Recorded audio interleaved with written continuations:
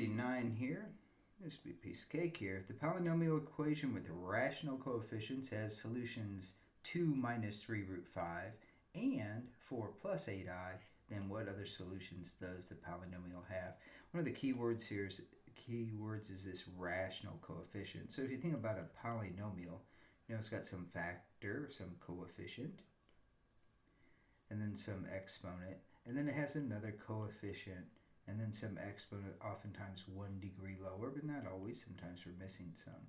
And so this thing continues on until you run out of exponent and you get down to your constant term way at the end, the one that has no x's on it. And they're saying, hey, all the coefficients rather here are rational, so they don't have square roots in them, and they don't have imaginary numbers. Rational numbers are any numbers you can just write as a simple fraction.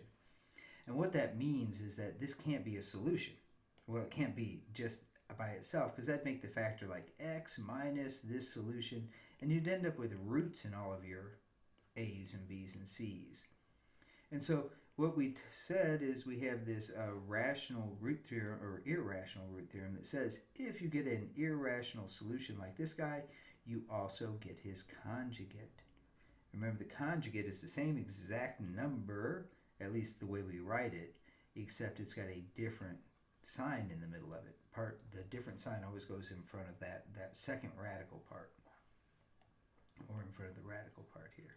If they were both had radicals, and they'd be identical. So it could be like this as well, like a 2 root 2 minus a 3 root 5, and its conjugate would be 2 root 2 plus 3 root 5.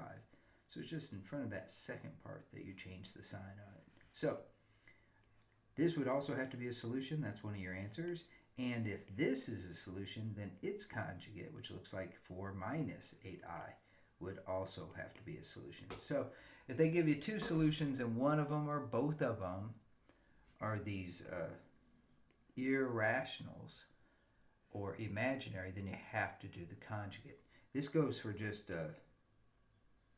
like 3i is a solution, therefore negative 3i. So just monomial versions of those numbers.